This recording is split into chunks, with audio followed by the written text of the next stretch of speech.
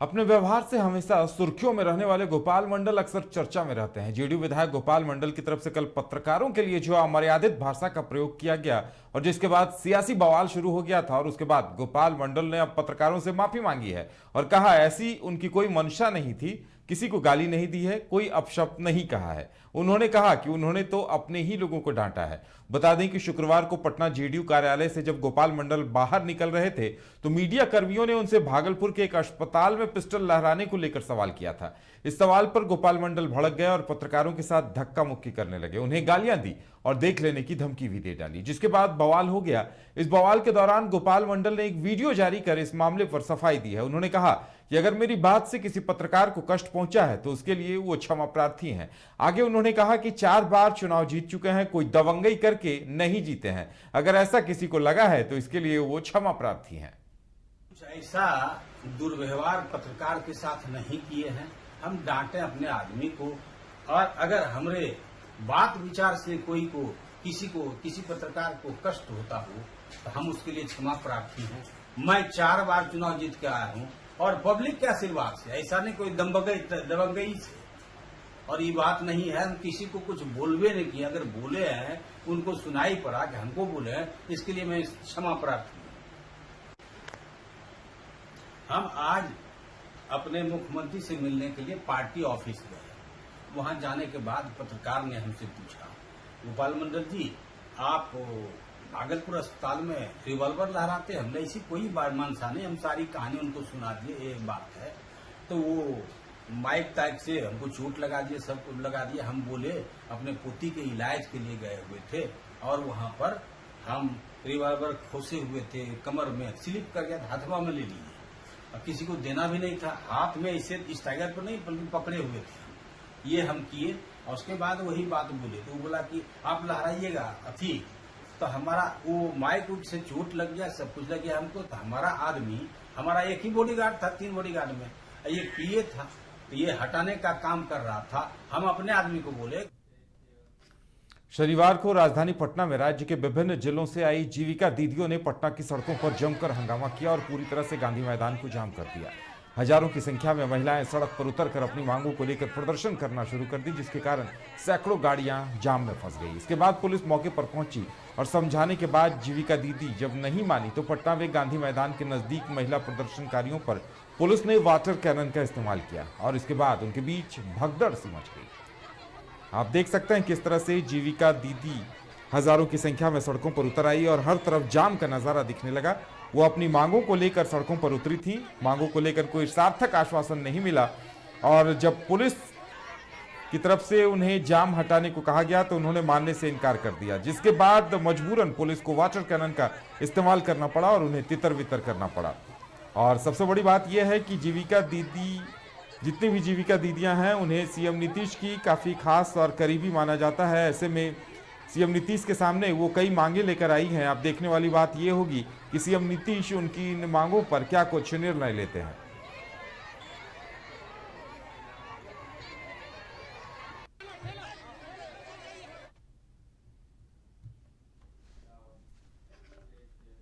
लोजपा सांसद चिराग पासवान पटना पहुंचे और पटना पहुंचते ही जेपी नड्डा की तरफ से दिए गए बयान कि क्षेत्रीय पार्टियों को खत्म कर दिया जाएगा, और उसके जवाब में उन्होंने कहा कि पार्टी और नेता सिर्फ जनता बनाती है, बीजेपी की आइडियोलॉजी का एक हिस्सा रहा है और उस पर वो कोई टिप्पणी नहीं करेंगे, लेकिन जनता किसी राजनीतिक दल को देखना चाहती है तो कोई कुछ नहीं कर सकता। वहीं बात को पलटते हुए उन्होंने कहा कि मेरी पार्टी को खत्म करने का मुख्यमंत्री नीतीश कुमार की तरफ से प्रयास किया गया और जनता ही आपको बनाने वाली है, जनता ही आपको खत्म करने वाली है।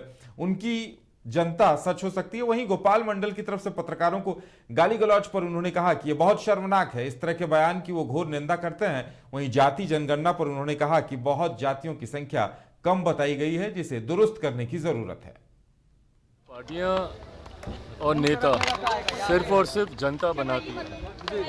ये भारतीय जनता पार्टी की आइडियोलॉजी का एक हिस्सा रहा है, उस पर मैं कोई टिप्पणी नहीं करूंगा। पर अंतोगत्वा मुझे लगता है कि तमाम बातें जनता के हाथ में है, जनता किस राजनीतिक दल को देखना चाहती है। भाई मेरी पार्टी को समाप्त करने का तो पूरा प्रयास किया, पूरा षड्यंत्र मौजूदा मुख्यमंत्री के द्वारा रच ही दिया गया था। मेरी पार्टी के 6 में से 5 सांसदों को तोड़ लिया गया। क्या हुआ, समाप्त हो गई। आज भी जिस तरीके से जनता का प्यार मेरे कार्यक्रमों में आप देख लीजिए, जिस तरीके से मुझे मिलता है, अंतोगत्वा मैं मानता हूँ जनता ही आपको बनाने वाली है, जनता ही आपको समाप्त करने वाली होती है। ऐसे में उनकी पार्टी की एक आइडियोलॉजी ज़रूर है, उसमें मैं कोई टिप्पणी नहीं करूँगा, उनकी वो सोच हो सकती है, पर अंतोगत्वा मेरा विश्वास जनता पर। बिहार के उप मुख्यमंत्री पर्यटन मंत्री तेजस्वी प्रसाद यादव ने पटना में अन्य राज्यों की तर्ज पर बिहार में ट्रैवल एंड टूरिज्म फेयर का उद्घाटन किया। इस मौके पर तेजस्वी यादव ने कहा कि बिहार सभी क्षेत्र में तेजी से विकास कर रहा है और बिहार सरकार तेजी से काम कर रही है। इसके साथ ही उन्होंने कहा कि बेहद खुशी की बात है कि अन्य राज्यों की तरह बिहार भी पर्यटन के क्षेत्र में तेजी से आगे बढ़ रहा है।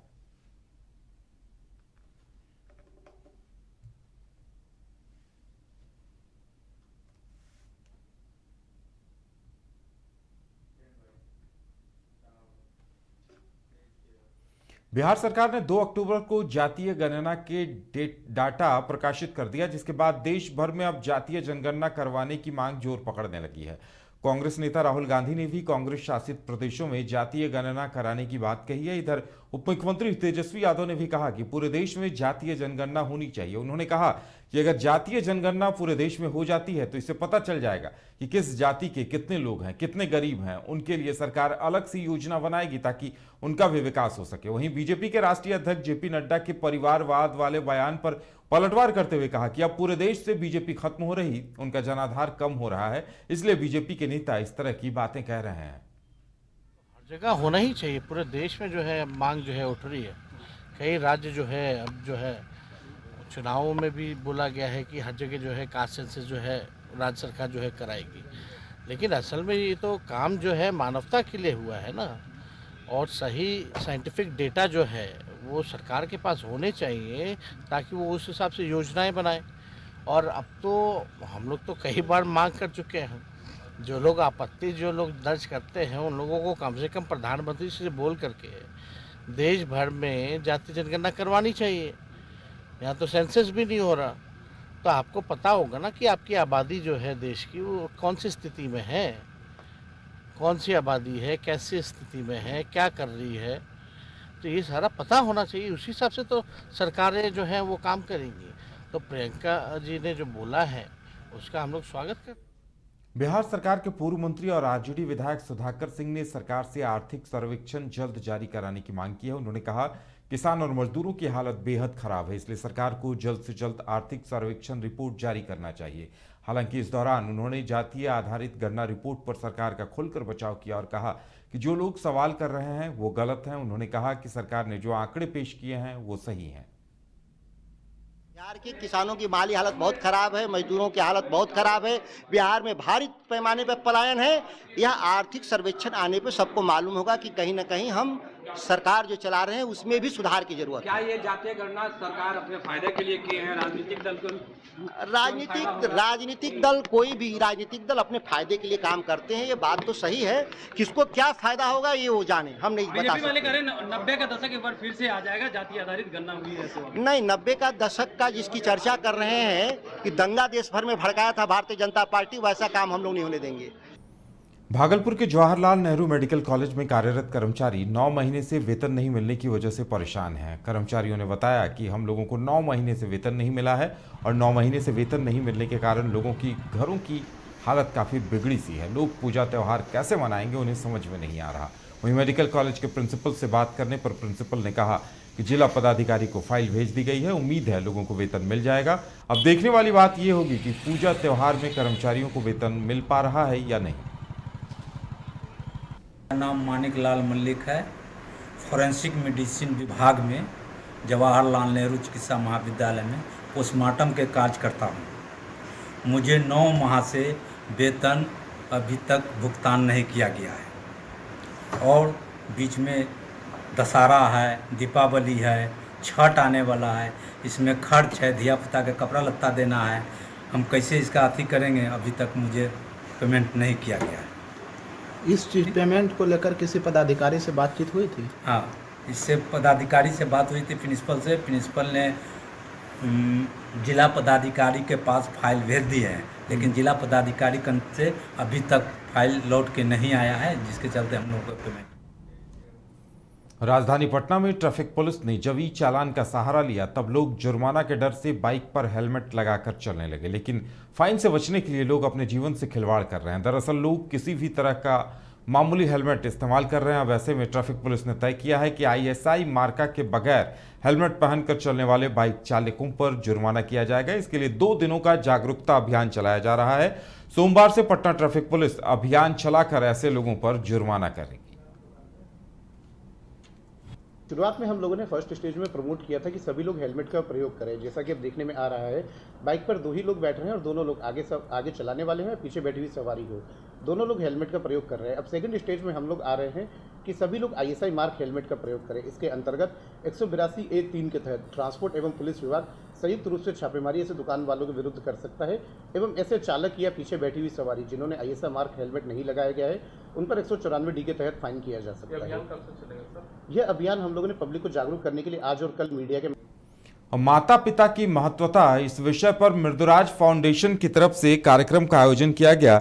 इस मौके पर पूर्व राज्यपाल गंगा प्रसाद ने मुख्य अतिथि के तौर पर शिरकत की और समाज में बेहतर कार्य करने वाले कई लोगों को सम्मानित किया, जिसमें चिकित्सक दिवाकर तेजस्वी, समाजसेवी किरण शरण, समाजसेवी अजय वर्मा और कई तमाम लोग मौजूद रहे। इस कार्यक्रम में दीघा विधायक संजीव चौरसिया और कई गण्यमान्य लोग शामिल हुए। मौके पर समाज में बेहतर काम करने वालों को पूर्व राज्यपाल की तरफ से सम्मानित किया गया और साथ ही साथ एक उद्देश्य दिया गया कि हर शख्स को अपने जीवन में माता पिता की सेवा करनी चाहिए और उनके आदर्शों पर चलना चाहिए। ये मैसेज दिया गया। कारण से मैं मानता हूँ कि ये इसकी जो बुनियाद रखी गई है वो अपने माता पिता की याद में रखी गई है जिनका एक्सीडेंटल डेथ हुआ था, और उनके याद को जागृत रखते हुए समाज के वैसे विभूतियों को चुन करके जो समाज में अपना कर्तव्य निभाए हैं विभिन्न क्षेत्रों में, उनको सम्मान करने का यहाँ कार्यक्रम रखा गया है। इसलिए इस तरह के कार्यक्रम से जो समाज में अच्छा कार्य कर रहे हैं उनका मनोबल बढ़ता है और उनको देख करके उनके नीचे वाले का भी मनोबल बढ़ता है कि हम भी समाज में कुछ अच्छा कार्य करें। इसलिए मैं इसकी बहुत शुभकामनाएं देता हूं कि इस तरह के कार्यक्रम होने चाहिए। और अपने फारबिसगंज शहर को नगर पंचायत से नगर परिषद में परिणत हुए भले ही कई साल बीत गए, पर यहाँ के हालात आज भी वही हैं। आपको ये जानकर हैरानी होगी कि नगर परिषद फारबिसगंज को सबसे ज़्यादा टैक्स देने वाले वार्डों की टॉप सूची में शामिल किया जाता है, लेकिन वहां आज तक एक भी नाले का निर्माण नहीं हुआ। हम आपको सीमावर्ती शहर फारबिसगंज के प्रोफेसर कॉलोनी अवस्थित वार्ड 25 की तस्वीरें अपने कैमरे के माध्यम से दिखा रहे हैं। जी हां, ये वही वार्ड है जहां से फारबिसगंज नगर परिषद को प्रॉपर्टी टैक्स के लिए जाना जाता है। इसके बावजूद उनके इस वार्ड में एक अदद नाले का निर्माण भी आज तक नहीं हो पाया। वहीं इस संदर्भ में जब फारबिसगंज नगर परिषद के मुख्य पार्षद वीना देवी से बात की गई तो उन्होंने कहा कि बोर्ड में प्रस्ताव लेकर विभाग को भेजा जाएगा।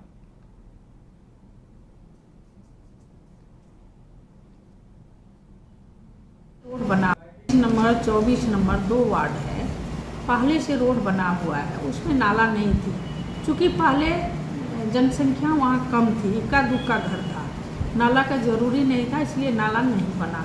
लेकिन अब जनसंख्या को देखते हुए, रोड पर पानी देखते हुए नाला का एस्टीमेट बना हुआ है, बोर्ड से पास करके नगर विकास को भेजे हैं। जैसे राशि मिलेगी काम शुरू हो जाएगा। नंबर 24 नंबर 2 वार्ड है, पहले से रोड बना हुआ है, उसमें नाला नहीं थी। चूँकि पहले जनसंख्या वहाँ कम थी, इक्का दुक्का घर था, नाला का जरूरी नहीं था, इसलिए नाला नहीं बना। लेकिन अब जनसंख्या को देखते हुए, रोड पर पानी देखते हुए IIT जी नीट एस्पिरेंट्स के सपने को पंख देने आ गया है कंप्लीट सॉल्यूशन इंस्टीट्यूट। यहाँ है smart classroom, 1-to-1 doubt clearing session, ask the expert, video solution और भी बहुत कुछ। मतलब हम करेंगे आपको गाइड, बनेंगे आपके mentor. Foundation classes from class 6 onwards for your bright future.